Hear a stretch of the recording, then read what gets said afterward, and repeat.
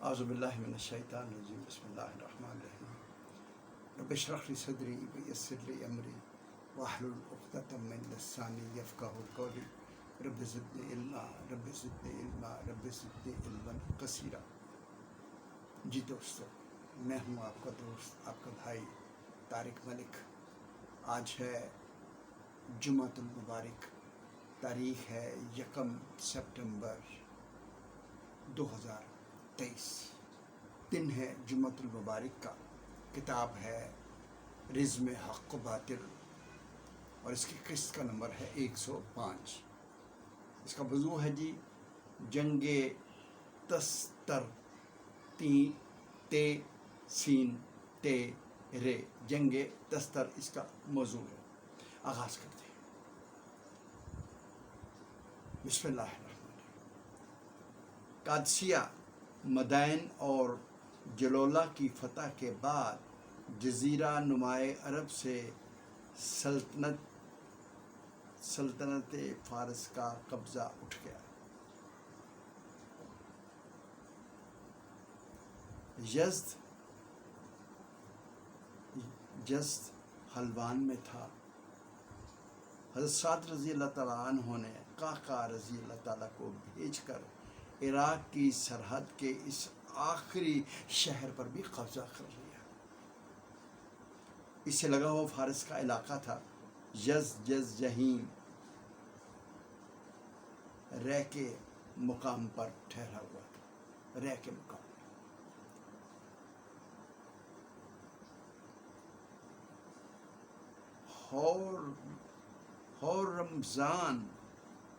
ہورمزان جو خود بھی شاہی خاندان سے تعلق رکھتا تھا، اب اس کا سب سے بڑا مشیر بن گیا۔ دونوں کی کوشش یہ تھی کہ کسی طرح کھویا ہوا علاقہ مسلمانوں کے قبضے سے نکال لیں۔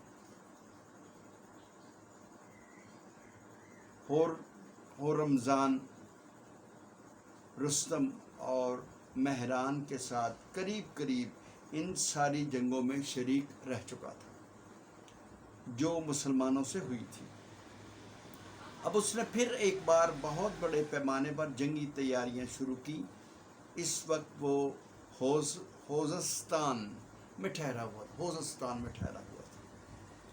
اس علاقے کا سب سے بڑا شہر حواس تھا جو بصرہ سے بہت قریب تھا۔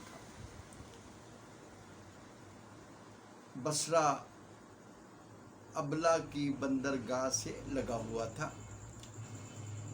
ابلا پر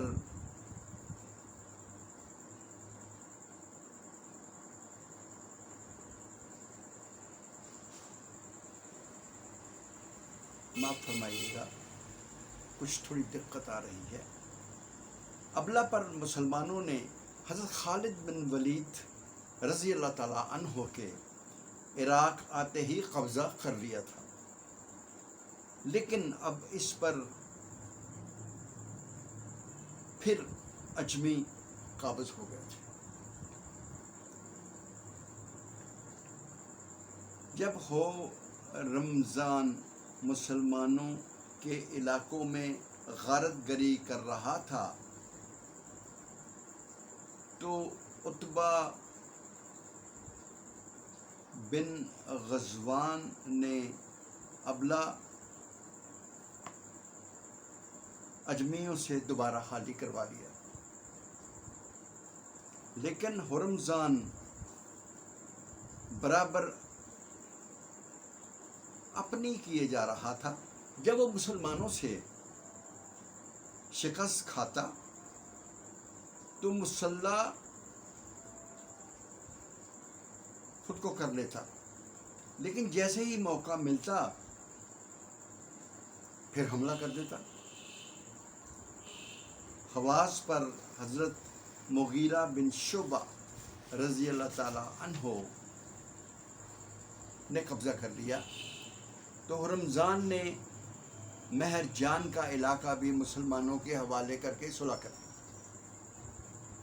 لیکن جب حضرت مغیرہ رضی اللہ تعالیٰ عنہ کی جگہ ابو موسیٰ اشری رضی اللہ تعالیٰ عنہ بصرہ کے حاکم مقرر ہوئے تو ہرمزان اپنے وعدے سے پھر گیا، اور نہ صرف وعدے سے پھر گیا بلکہ اس نے خراج کی رقم دینا بھی بند کر دی۔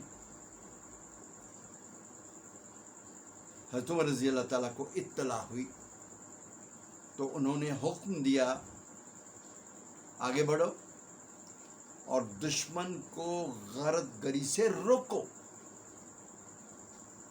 ہرمزان اس مرتبہ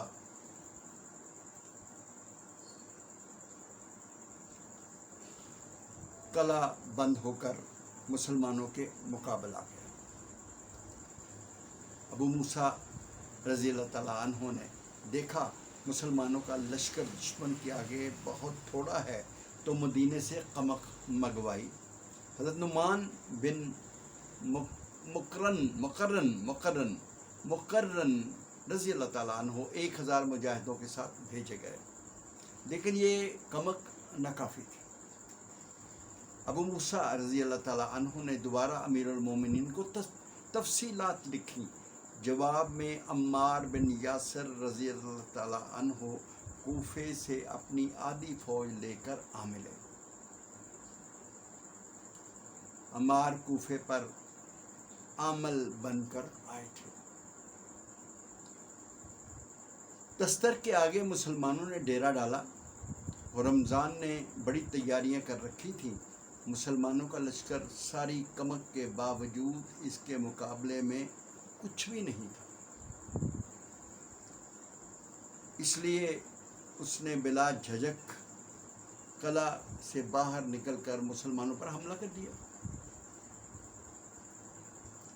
برا بن مالک جو مسلمانوں کے اگلے دستے کے سردار تھے، رمضان کو نکلتا دیکھ کر آگے بڑھے اور فصیل کے دروازے پر اجمی فوج کو روک لیا۔ گمسان کا رن پڑا۔ رمضان حضرت برا رضی اللہ تعالیٰ عنہ کو شہید کر کے پھر قلعہ بند ہو گیا۔ یہ بڑی غیر یقینی صورتحال تھی۔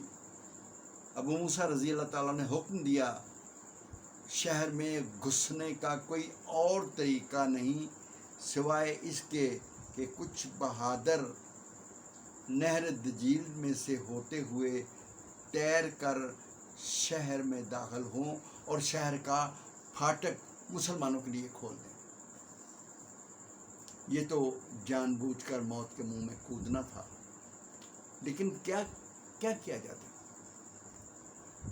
یہی راستہ باقی رہ گیا تھا جس سے شہر میں داخلہ ممکن تھا، اور یہ راستہ بھی اس شہر کے ایک باشندے سینا نے بتایا تھا۔ ابو موسیٰ نے رضی اللہ تعالیٰ عنہ نے پوچھا، کون اللہ کی راہ میں آگے بڑھتا ہے؟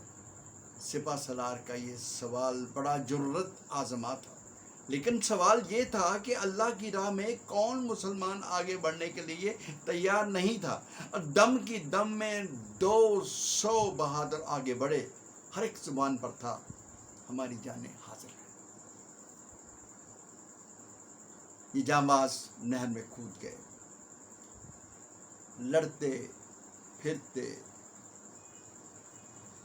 فصیل کے اندر پہنچے، اور رمضان کے آدمی جو پہرے چوکی پر تھے ان پر ٹوٹ پڑے۔ مسلمانوں نے دیکھا نہ کنارے پر جا سکتے ہیں نہ نہر میں رہ سکتے ہیں، ہر طرف موت کے فرشتے بازو پھیلائے کھڑے ہیں۔ تو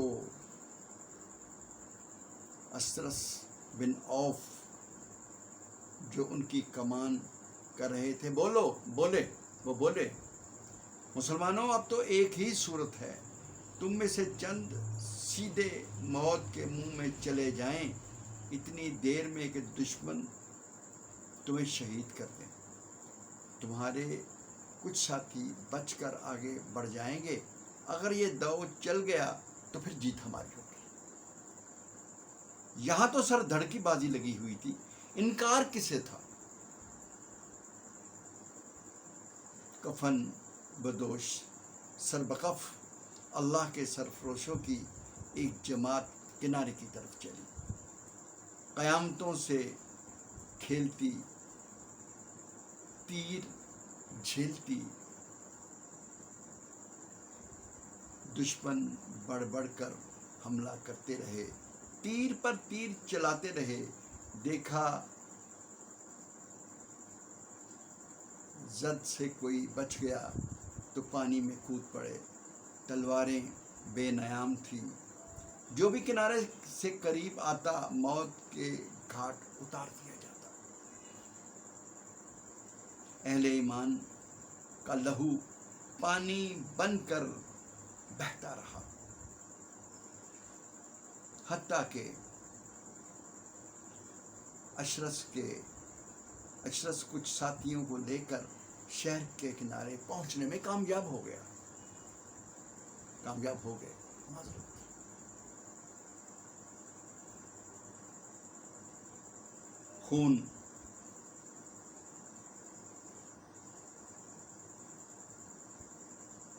خون شہیدوں کا بہایا جاتا رہا،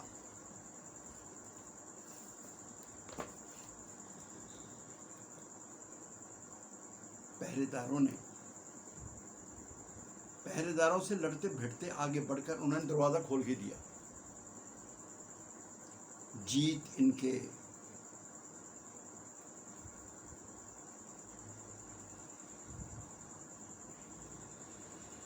رحمت ان پر جو شہیدان محبت گزرے، یہ بھی کہ دعاؤں کا صلہ تھا۔ دوستو، یہاں پر قسط نمبر 105 کا اختتام کرتے ہیں، اور انشاءاللہ الرحمن اگلے جمعۃ المبارک قسط نمبر 106 لے کر آپ کی خدمت میں حاضر ہوں گا۔ تب تک اپنے بھائی طارق کے لیے دعا گو رہیے گا، اجازت بھی دیجیے، اور جاتے جاتے اپنی نمازوں کا خیال رکھیے، بر وقت ادا کیجیے، اور بڑے خشوع و خضوع کے ساتھ ادا کیجیے۔ آج میرے کچھ چشمے کا مسئلہ رہا، انشاءاللہ اگلا جمعۃ المبارک ٹھیک ہو جائے گا سارا معاملہ، تو میرے لیے دعا کیجیے اور نمازوں کو صحیح وقت پہ پڑھیے اور سلام کو عام کیجیے۔ یہ آپ صلی اللہ علیہ وسلم کی ایک حدیث مبارکہ ہے کہ ہر مسلمان جب ایک دوسرے سے ملے تو السلام علیکم کہے 10 نیکیاں پائے گا، السلام علیکم ورحمۃ اللہ کہے 20 نیکیاں پائے گا، السلام علیکم ورحمۃ اللہ وبرکاتہ کہے 30 نیکیاں پائے گا، جبکہ قیامت کے دن ایک نیکی سگی ماں بھی نہیں دے گی کسی کو۔ جزاکم اللہ۔ انشاءاللہ الرحمن اگلے جمعۃ المبارک ایک قسط نمبر 106 لے کر طارق ملک آپ کی خدمت میں حاضر ہوگا۔ تب تک اپنے بھائی کو دیجیے گا اجازت۔ السلام علیکم ورحمۃ اللہ وبرکاتہ۔ اللہ حافظ۔